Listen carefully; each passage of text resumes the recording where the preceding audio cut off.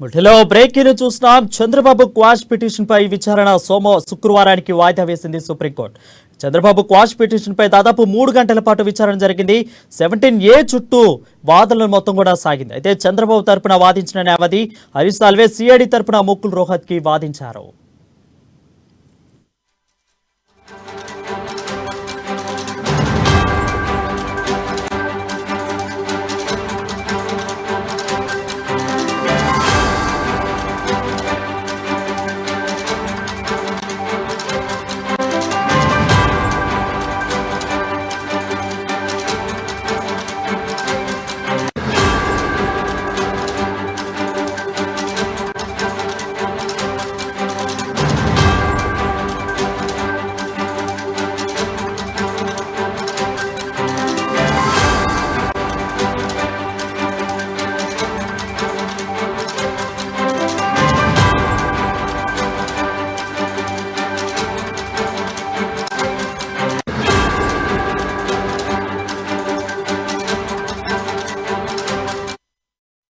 Breaking చూస్తున్నాం. Chandrababu quash petition విచారణ శుక్రవారానికి వాయిదా వేసింది సుప్రీంకోర్టు.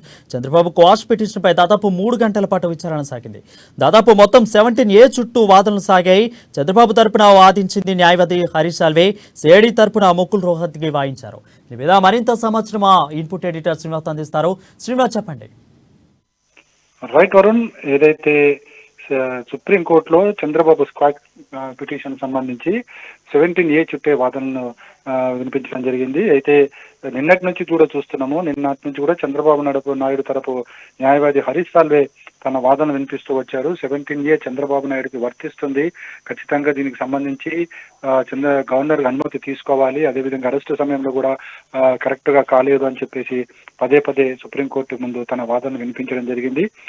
అయితే నిన్న సాయంత్రం వరకు కూడా వాదన జరిగాయి. ఈరోజు ఉదయం కూడా ముకుల్ రోహత్ కి, సిఐడి తరపు న్యాయవాది ముకుల్ రోహత్ కి వాదన వినిపిస్తారనుకున్నారు. కానీ హరీష్ సాల్వేనే తన వాదనలు మరోసారి వినిపించేందుకు రావడంతోనే ఒక ఇంత జడ్జి అసహనానికి గురయ్యారు.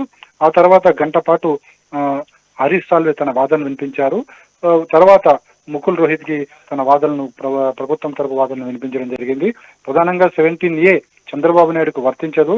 ఎందుకంటే 17A ప్రకారం చట్టం చెప్తున్నది ఒకటే, నేరం జరిగిన సమయాన్ని చూడాలి అని చెప్పేసి కూడా పదే పదే తన వాదన వినిపించడం జరిగింది. నేరం 2015-16 సంవత్సరంలో జరిగింది. అప్పుడు నేరం జరిగింది. అప్పటి నుంచి కూడా A36 వరకు కూడా నిందితుల కేసులు బుక్ చేయడం జరిగింది. A37 గా చంద్రబాబు నాయుడిని బుక్ చేయడం జరిగిందని చెప్పేసి కూడా తన వాదన వినిపించారు.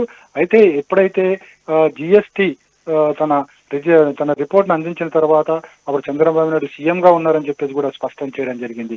ఏదైతే సిఐడి తరపున వాదన వినిపించిన రోహిత్ కి గట్టిగా, అంటే ఏదైతే ఖచ్చితంగా చంద్రబాబు నాయుడుకి 17A వర్తించదు ఎట్టి పరిస్థితుల్లో కూడా, ఎందుకంటే ఆ సమయంలో విచారణ నేరం జరిగిన సమయాన్ని తీసుకోవాలి అనే క్రమాన్ని గట్టిగా వినిపించడం జరిగింది. దీంతో ఇరుపక్షాల వాదన విన్నారు.